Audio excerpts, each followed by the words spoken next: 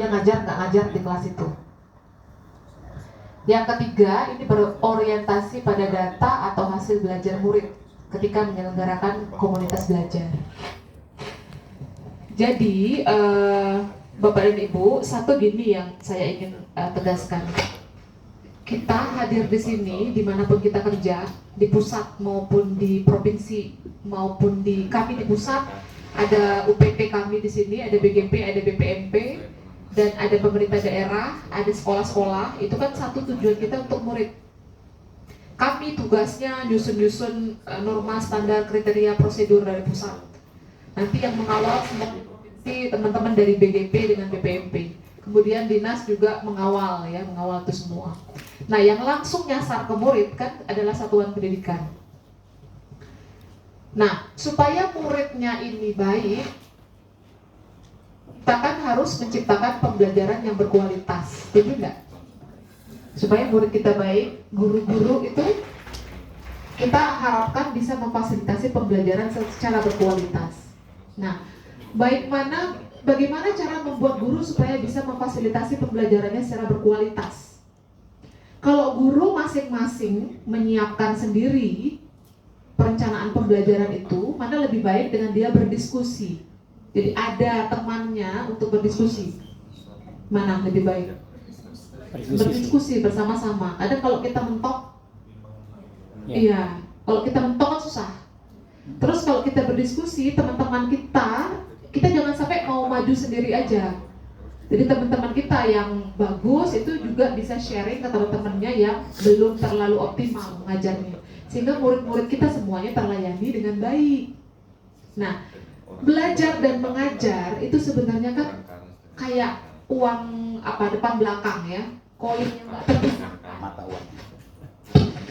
Bapak Ibu nggak akan bisa mengajar dengan baik kalau tidak belajar. Sulit ya, masak. Jadi setuju nggak Bapak Ibu kalau Bapak Ibu tidak akan bisa mengajar dengan baik kalau nggak belajar?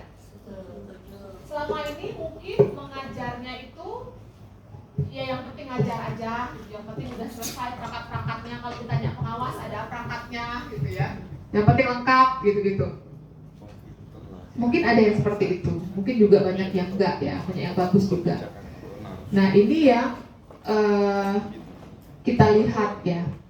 Jadi karena dia seperti koin itu dua sisi yang tidak bisa terpisahkan, ya harusnya memang belajar itu kayak Bapak Ibu ngajar aja, udah kewajibannya.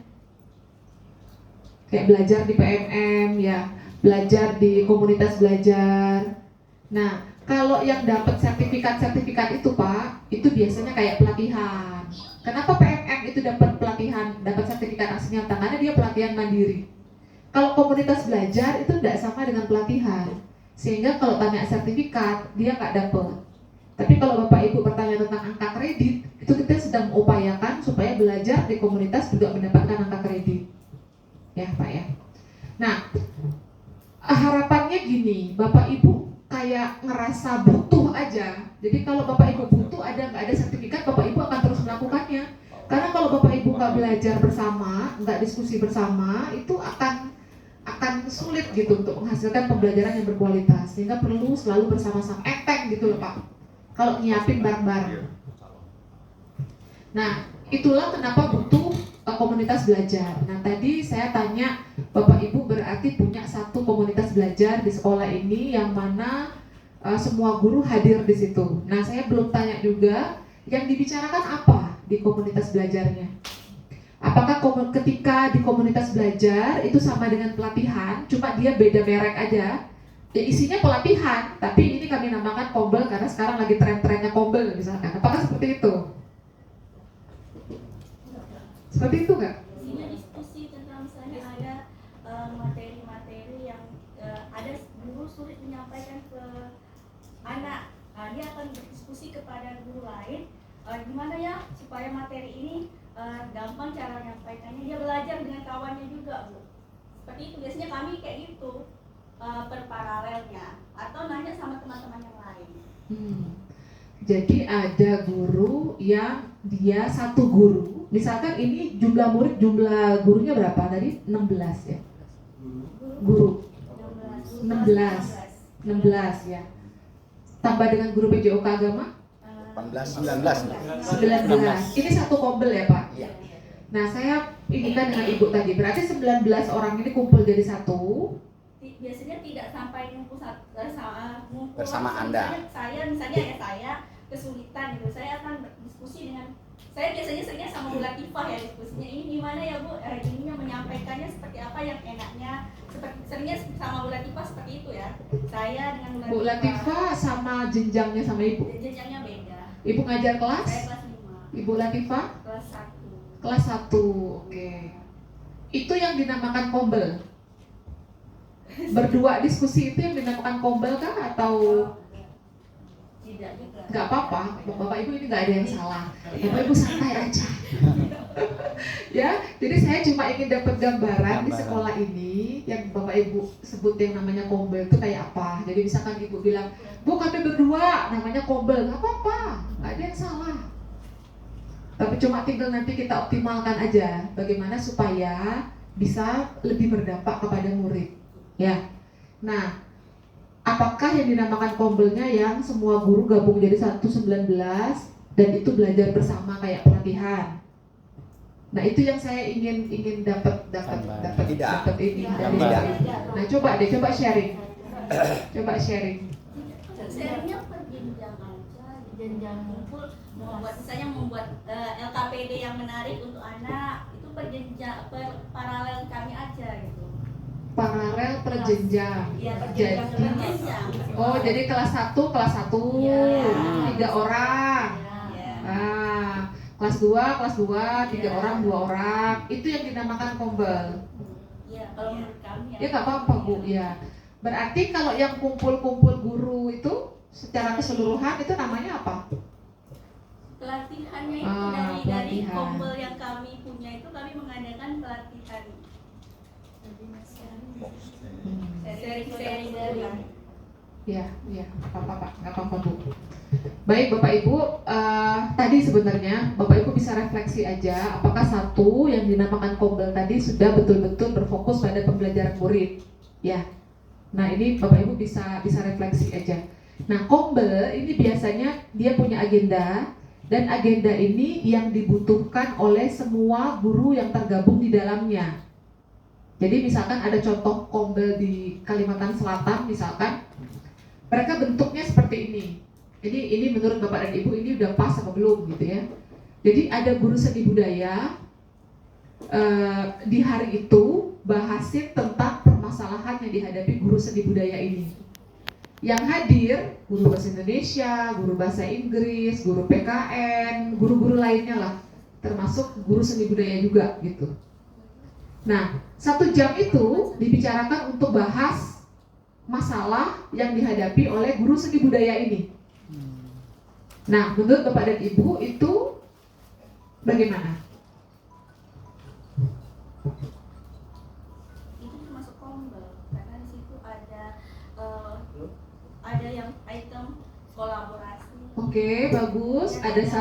Sudah ada Bu, karena ada kolaborasi. Terus Kemudian karena guru SBDP-nya itu butuh supaya meningkatkan fokus pembelajaran kepada anak, makanya dia minta diskusi bersama.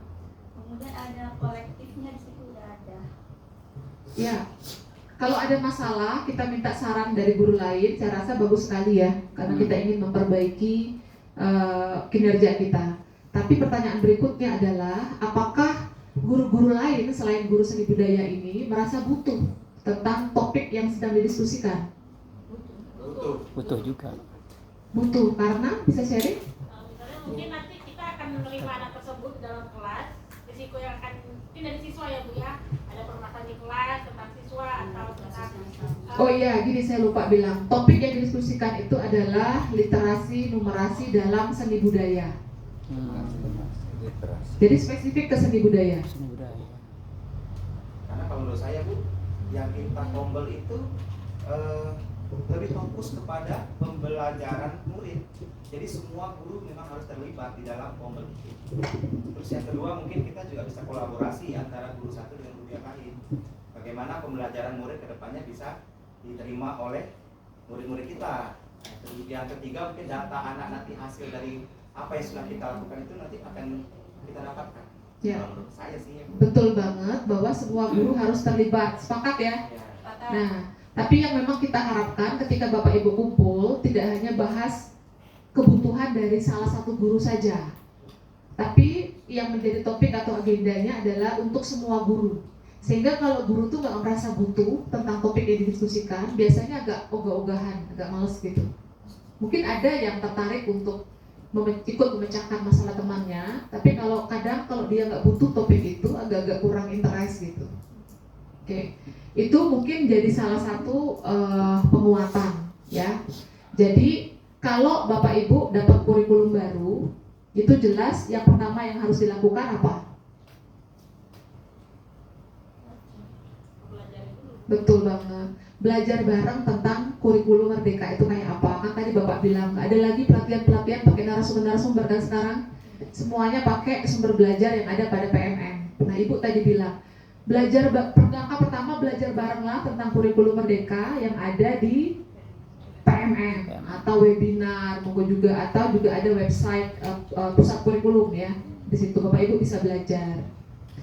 Nah, itu rutinkan aja belajarnya itu sampai bisa Bapak Ibu bisa menggunakan istilah pelatihan atau apa itu, karena mungkin 3 hari, 4 hari, 5 hari, dan itu intensitasnya sering banget. Ini mumpung Bapak Ibu kan masih mandiri belajar ya. Nah, tapi di masa-masa tertentu nanti ketika kita pelatihan, udah mesti belum itu akan berdampak kepada murid. Yakin nggak Bapak? Seyakin apa Bapak Ibu setelah menghadiri pelatihan dampaknya akan betul-betul ke murid? Ya Pak? Kurang yakin, ya. Kurang yakin karena banyak kita yang sudah sering pelatihan di luar ataupun dalam sekolah, banyak yang nggak ngapa-ngapain kan ke muridnya, nggak menerapkan hasil belajarnya itu ke pembelajaran murid di kelas. Tapi ini perlu belajar bareng tentang kurikulum Merdeka bersama-sama dalam suatu pelatihan atau IHT dalam sekolah, itu jelas penting banget. Kalau nggak ada ini Bapak Ibu nggak ada bekal, nggak bisa memahami kurikulum Merdeka. Jadi perlu banget belajar kurikulum Merdeka. Nah, terus bagaimana cara kombel yang dia kena langsung ke murid supaya pembelajarannya berkualitas? Coba. Ya, monggo. Baik, bismillahirrahmanirrahim. Assalamualaikum warahmatullahi wabarakatuh.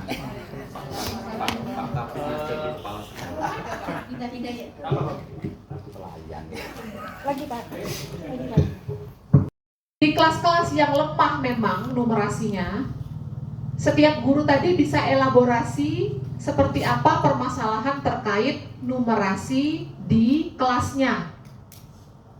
Waduh, misalkan di kelas saya banyak sekali murid nggak bisa perkalian, pembagian, atau paling parah misalkan pengurangan aja nggak bisa. Gimana ya? Padahal sebentar lagi mau masuk perkalian, misalkan pembagian. Ini kritis banget, penting banget untuk didiskusikan gitu. Karena ini cukup banyak, misalkan 60%-nya murid nggak bisa. Gimana caranya? Di kelas-kelas lain ada nggak yang punya permasalahan yang sama? Yang punya permasalahan sama itu bisa gabung jadi satu, sehingga enak diskusinya. Bisa jadi di sekolah ini ada literasi yang bermasalah, mereka juga bisa berkelompok karena fokusnya sama di literasinya. Jadi ini intens, misalkan untuk kelompok numerasi tadi, ngobrolin tentang muridnya, digambarkan secara lebih hidup, lebih deskriptif tentang kesulitan murid ketika belajar perkalian. Ini nggak bisa-bisa perkaliannya gitu. Waduh, si Joko ini kalau saya minta tentang analogi bagaimana menggunakan perkalian, dia agak nggak bisa gitu. Terus kalau belajar gini agak-agak nggak fokus nih si Joko. Kalau si Mira ini beda lagi nih kasusnya, dia nggak bisa perkalian begini. Kebayang nggak? Jadi Bapak Ibu nggak ngomongnya umum. Oh, kelas saya numerasi bermasalah, tapi nggak bisa jelasin kayak mana masalahnya. Yang kita mau itu guru-guru betul-betul aware dan memang yakin bahwa numerasi bermasalah. di kelas saya. Sampaikanlah tentang murid A, murid B, murid C, murid D, tentang kesulitan mereka ketika belajar perkalian misalkan atau pembagian. Nah, setelah pasti dengan tantangan belajarnya murid, baru para guru kumpul lagi di minggu berikutnya, di tahapan berikutnya, di tahapan perencanaan, mereview bareng perencanaan pembelajaran bersama atau ngembangin bareng tentang perencanaan pembelajaran numerasi dasar itu. Nah, di sana Bapak dan Ibu itu bisa menyepakati tujuan pembelajarannya. Apa sih yang mau kita capai di perkalian ini misalkan? Bener nggak ini yang mau dicapai murid? Bener nggak ini yang kita mau murid capai? Kalau ini tujuannya, bagaimana caranya kita tahu bahwa murid sudah mencapai tujuan? Assessment apa yang akan kita gunakan untuk mengetahui itu? Assessment formatif yang seperti apa? Supaya ketika dalam proses kita langsung bisa mitigasi ya. Oh, ini kayaknya kurang di sini deh, langsung kita berikan intervensi ya, atau juga ada assessment sumatif ya selain itu. Nah, setelah itu didiskusikan juga kalau muridnya itu nggak bisa-bisa, bagaimana caranya? Kalau murid belum waktunya dia sudah bisa, bagaimana lagi caranya? Itu yang didiskusikan di komunitas belajar. Nah, setelah selesai mereview rencana pembelajaran RPP-nya lah ya, yang mau diindikan di kelas, tapi Bapak Ibu nggak bisa sama juga perencanaan pembelajarannya karena murid Bapak Ibu di kelas beda-beda. Kan diadaptasikan lah sesuai dengan konteks muridnya masing-masing. Setelah itu implementasikan di kelas Bapak Ibu. Tadi perencanaan pembelajaran yang sudah buatnya kolaborasi. Berhasil nggak? Ketika diimplementasikan, apa yang terjadi dengan murid? Murid-murid yang tadi banyak nggak bisa perkalian, jadi bisa nggak? Dengan strategi pembelajaran yang sudah Bapak Ibu rancang bersama-sama tadi. Atau Bapak Ibu bisa juga minta guru-guru satu kombelnya untuk mengamati ketika Bapak Ibu mengajar. Yang diamati bukan Bapak Ibunya utamanya, tapi muridnya. Muridnya lihat ekspresi wajahnya. Dia betul-betul engage nggak ketika proses pembelajaran? Dia aktif nggak? Dia seneng nggak? Dia paham nggak? Bagaimana diskusi kelompoknya dan sebagainya, itu Bapak Ibu amati. Nah, terakhir udah setelah implementasi pembelajaran, Bapak Ibu evaluasi atau refleksi akhir. Bagaimana dengan murid ketika setelah belajar perkalian mencapai tujuan tidak? Kalau tidak mencapai tujuan, kenapa gitu? Itu didiskusikan lagi, saling sharing lagi. Nah, ketika refleksi akhir itu bisa berbagi. Oh Pak, kalau kayak gitu kayaknya mungkin udah bagus sih, tapi mungkin lebih tepat lagi sepertinya kalau menurut saya ya Pak, melakukan ini nih misalkan. Atau kalau menurut guru yang lain berbagi lagi, kalau saya Pak berhasil kalau kayak gitu, saya pernah berhasil, saya melakukan ini nih. Coba deh Pak melakukan ini. Kalau di kelas saya sih berhasil. Kalau kelas Bapak nih, coba lagi di siklus kedua misalkan. Sehingga bentuk-bentuk kombel ini bisa juga seperti lesson study, kalau Bapak Ibu pernah mendengar lesson study, atau melakukan riset bersama alias penelitian tindakan kelas bersama-sama. Itu bentuk-bentuk komunitas belajar yang bisa diadopsi. Atau tadi menyiapkan perencanaan pembelajaran yang paling sulit bagi murid, topiknya. Jadi itu secara sekilas Bapak Ibu saya jelaskan tentang komunitas belajar dengan siklus inquiry. Jadi sekali lagi, kalau yang diobrolin di kombel bukan tentang muridnya dan dia tidak berdampak langsung ke murid, tidak sampai dipraktekkan ke kelas, itu belum betul-betul komunitas belajar. Baru belajar bareng aja di komunitas gitu. Ya. Jadi sebenarnya rentetannya belajar bareng dulu, ya tadi di PMM, lewat webinar, apa segala macam tentang kurikulum merdeka, misalkan karena Bapak Ibu akan mengimplementasikannya tahun ini ya. Ya, belajar bareng-bareng dulu, itu cara belajarnya terserah Bapak Ibu. Mau dia kelompok kecil-kecil, mau kelompok besar, atau sekaligus semua gurunya belajar bareng-bareng, mandiri, pakai Zoom, pakai apa, terserah. Yang penting Bapak Ibu bisa paham tentang kurikulum merdeka. Nah, selanjutnya kita coba bawa itu ke kelas supaya betul-betul berdampak ke murid. Pakailah yang tadi, kayak tadi siklus inquiry. Yuk ngobrolin tentang muridnya. Nah, nanti Bapak Kepala Sekolah, selain guru-guru punya agendanya masing-masing, tentunya Kepala Sekolah juga punya target ya. Kalau tadi lemahnya di numerasi, lebih menekankan diskusinya ke numerasi, misalkan. Guru lain yang tidak punya masalah di numerasi, muridnya bisa juga mengangkat kebutuhan murid yang lain. Jadi udah kepala ini udah murid, dan murid. Bergeser paradigmanya dari kita yang selalu berpikir tentang guru, dari kitanya guru, bergeser ke ngomongin murid. Kalau kombelnya itu masih kita mau ngajar tentang apa tadi misalkan bangun ruang. Yuk kita diskusi bagaimana caranya mengajar bangun ruang. Ini Bapak dan Ibu masih berpikir ke guru, ke teachingnya, ke mengajarnya, bukan ke muridnya, belum geser. Nah, kita ingin menggeser semua itu supaya Bapak Ibu kalau apa-apa itu ngomongnya muridnya dulu, baru benerin gurunya. Karena dasar untuk dalam tanda kutip meningkatkan kompetensi guru adalah muridnya. Muridnya nggak bisa apa, baru kira-kira gurunya ini perlu apa. Kok muridnya ini nggak bisa ini, berarti gurunya perlu dilatih tentang ini. Jadi nggak ujuk-ujuk pelatihan guru tapi nggak ada dasarnya. Lihat muridnya dulu. Mungkin itu saja panjang lebar Bapak dan Ibu. Mbak Nisa mau menambahkan? Cukup sekian. Oh, udah sampai azan ya. Terima kasih. Mungkin itu saja Bapak Ibu. Semoga sedikit tapi bermanfaat Bapak Ibu, dan perubahan kita ini tidak akan kemana-mana kalau tidak diimplementasikan di ruang kelas Bapak Ibu semua. Ya, ini mimpi kita ke depan. Kalau Bapak Ibu pimpinan kita di pusat menargetkan 2045 Indonesia ini jadi negara 5 besar ya untuk generasi emasnya. Jadi kita kalau sampai apapun kurikulumnya berubah-berubah terus, tapi kalau di satpernya gurunya sebagai aktor utama itu kalau berubah nggak kena ke muridnya, ya kita nggak maju-maju Bapak Ibu. Mau ganti kurikulum seberapa kali sehebat apapun kurikulumnya, kalau nggak diimplementasikan Bapak Ibu, betulan Bapak Ibu adalah ujung tombak kami.